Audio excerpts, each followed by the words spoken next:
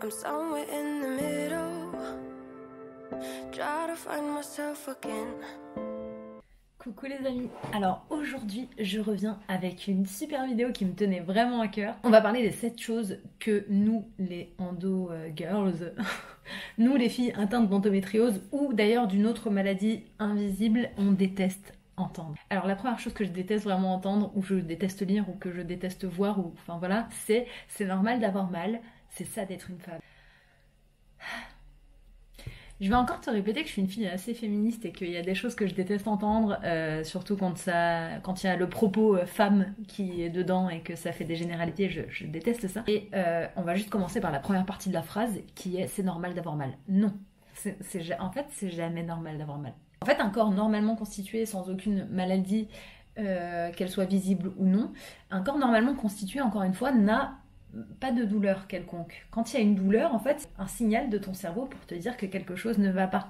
Quand tu te cognes la tête par terre, ton corps ne te dit pas « aïe, je me suis fait mal », tu ne vas pas forcément te rendre compte que potentiellement 3 heures plus tard, tu peux avoir une commotion cérébrale. Si par exemple, lorsque je mets mes mains sur une plaque de cuisson électrique sur du feu, je laisse ma main dessus et que mon corps n'envoie pas le signal à mon cerveau pour me dire « aïe, ça brûle, ça fait mal », je laisserai ma main dessus et je continuerai à me brûler jusqu'à ce que mort s'en suive. Sérieusement, quand le corps a mal, ce n'est pas normal. C'est pour signaler que quelque chose n'est pas normal. Avoir mal, c'est pas normal et c'est encore moins normal juste parce qu'on est une femme de sexe féminin. Vous voyez pas qu'il y a un problème là La deuxième chose, et là ça va être un vaste sujet, mais je vais essayer de pas trop m'éparpiller, mais par exemple quand on me dit « hey, est-ce que t'as essayé le yoga ?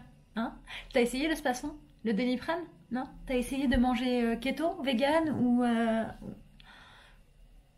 Je pense qu'une grosse majorité d'entre nous, on a essayé 99% de tout ce qui existe, ou tout ce qu'on a pu lire ou voir, on a tout expérimenté. Si on a arrêté d'essayer des trucs, c'est parce que vraiment, à force que rien ne marche, on en a eu marre. Ton yoga, tu peux te le mettre où je pense, hein?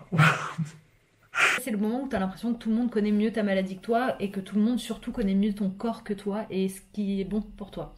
Alors 10% du temps ça vient vraiment du cœur, c'est vraiment pour essayer de t'aider, c'est bienveillant, mais la plupart du temps tu sais c'est toujours mis comme un... Je suis sûre que t'as pas essayé ça et c'est de ta faute si t'es pas guérie encore, tu vois. Je te jure ça rend ouf. Alors vous comprenez peut-être pas et vous pensez peut-être qu'on est juste chiante, mais en fait c'est constant. Il y a toujours quelqu'un qui a un conseil à te donner. C'est comme quand tu viens d'avoir un enfant et qu'on te dit « Ah, tu devrais faire ci comme ça. » Non. La troisième chose qu'on déteste entendre, c'est « Oh, t'exagères. T'as toujours mal quelque part. Tu viens jamais aux soirées, t'as toujours mal partout. Oh, En fait, j'aimerais vraiment avoir une vie normale, mais je ne peux pas parce que mon corps est le corps d'une vieille dame de 108 ans et qu'en fait, je ne suis pas maître de mon corps. Tu me verras jamais crier de douleur, me plier en deux ou pleurer. Si je pleure et que je hurle de douleur, je suis généralement toute seule, mon chéri n'est pas à la maison, ma mère n'est pas là, personne n'est là. Parce que je déteste montrer aux gens que je vais vraiment pas bien. Ensuite, il y a un truc qu'on n'aime pas entendre non plus, particulièrement quand on a de l'endométriose ou particulièrement, même quand on n'en a pas, en fait déjà ça c'est un truc qu'il faut arrêter de demander aux gens. La première chose pour laquelle il faut arrêter de demander ça aux gens, c'est qu'on n'est pas des utérus. Donc la question en question, c'est « le bébé, c'est pour quand ?» Alors le simple fait que je sois une femme ne signifie pas automatiquement que j'ai envie de procréer.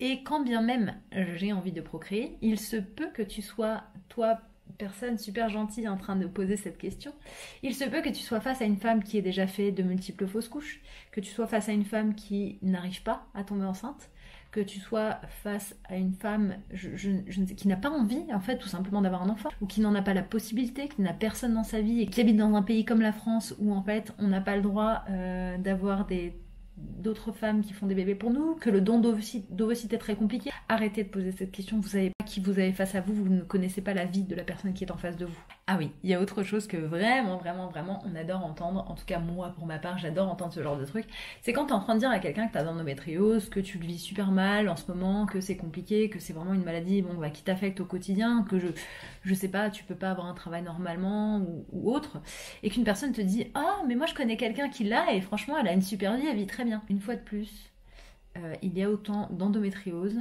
et de symptômes qu'il y a de femmes qui en sont atteintes. Voilà. Je m'arrêterai là. Alors la 5e chose qu'on entend bien trop souvent aussi, c'est « Oh ça va, c'est pas un cancer non plus, tu vas pas en mourir. » Franchement, si tu veux que je sois vraiment honnête, et voilà, je fais cette chaîne pour l'être vraiment, il y a des fois où je me dis, je préférerais en mourir, honnêtement. C'est terrible à dire, hein, mais encore une fois, je suis pas suicidaire et j'ai pas du tout envie de mourir réellement parce que la vie c'est cool.